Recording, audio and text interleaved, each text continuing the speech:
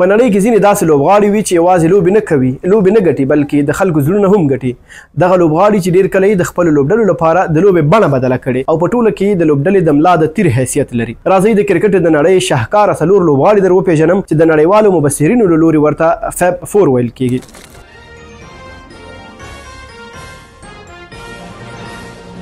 ستړي مشي ناصر حلیمي هم تاسې کرکلند څارئ. د اسټرالیا سټیو سمیت، د نیوزیلینډ کین ویلیمسن، د انګلینډ یا انګلستان ویرات او د هند ویرات کوهلي. سخته به وي چې د نړۍ په کچه دومره غټو لوبغاړو باندې دومره لنډ او تنګ وخت کې تبصره وشي. دا چې ویرات کوهلي له دوی څخه له ټېسټ لوبو نه کم شو، نو زه یوازې د ټېسټ لوبو پرتلنې ته تاسې په تمه کوم.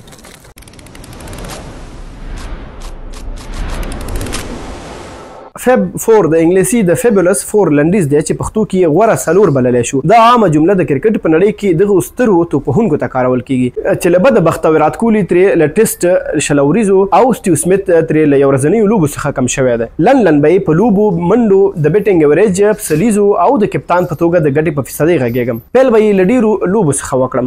ویرات تر دې دمه له دریو نورو څخه ډېرې 152 لوبې ترسره کړي. ورپسې ویرات کوهلي 123، سټیو سمیت 114 او کین ویلیمسن بیا 106 لوبو کې د نیوزیلینډ لپاره سپینې جامې اغوستې دي. دا چې ویرات ډېرې لوبې ترسره کړي، نو له امله یې له نورو ډېرې 12993 منډې هم جوړې کړې دي. ورپسې د اسټرالیا سټیو سمیت 10201، کین ویلیمسن 9216. دلته نو ویرات کوهلي له نورو وروستی دی چې 9213 منډې یې جوړې کړې دي. په دغو څلور لوبغاړو کې له نورو ډېر 55.4 د منډو جوړولو اوسط د سټیو سمیت دی. دلته نو بیا دویم نیوزیلینډی ویلیمسن دی چې 54.8 ایوریج لري. دریم ویرات دی چې په 50.8 اوسط یې لوبې ترسره کړي او وروستی بیا ویرات کوهلي دی چې په 46.15 اوسط یې لوبې ترسره کړي دي. راځئ د فیب 4 په اړه دا جالبه پرتلنه وګورئ. هغه 50 مسلسل انینګز چې دوی پکې په خپل ریدم یا فوم کې ول. ویرات کوهلي له نورو وړاندې دی. له سپتمبر 2014 څخه تر ډسمبر 2013 کال پورې ویرات کوهلي 50 انینګزو کې 3309 منډې جوړې کړې چې په ایوریج ډول یې لوبه کې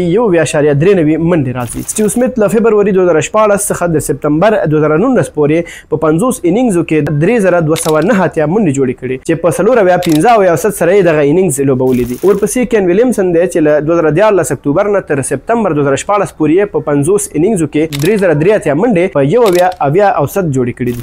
ویرات بیا له 2014 جون څخه تر 2014 جولای پورې 2809 منډې په 45.8 اوسط جوړې کړې دي. شاید له سلیزې تاسې خبر هم یاست، ځکه چې له کرکټ سره بېدرکه مینه لرئ. هغوی چې له مخکې خبر یې کمنټ کې ولیکئ او هغوی چې نه دي خبر زه یې خبروم. په سلیزو کې سټیو سمیت له نورو مخکې دی چې 14 سلیزې لري. ورپسې ویرات هم 14 سلیزې لري، خو سمیت یې په دې خاطر مخکې کړی چې کمې لوبې یې ترسره کړي. ویلیمسن 33 او ویرات کوهلي بیا 10 سلیزو ته بیټ اوچت کړی دی. که د غبرګو سلیزو پرتلنه یې وشي، له فیب 4 څخه له نورو ډېرې 7 غبرګې سلیزې ویرات کوهلي وهلې دي. ورپسې ویلیمسن او ویرات 6 او سټیو سمیت بیا 4 غبرګې سلیزې لري. په دغه څلور واړو لوبغاړو کې ویرات دلته هم اول دی چې په یو انینګ کې یې 262 منډې جوړې کړې دي. ویرات کوهلي په 254 منډو دویم، ویلیمسن په 251 منډو دریم او څلورم سټیو سمیت دی چې په یو انینګ کې یې ډېرې 209 منډې جوړې کړې دي. د وروستۍ پرتلنې په اساس ویرات کوهلي د کپتان په توګه په اوسط ډول د خپل هیواد لپاره له نورو په ډېره فیصدۍ لوبې ګټلې دي چې ایوریج یې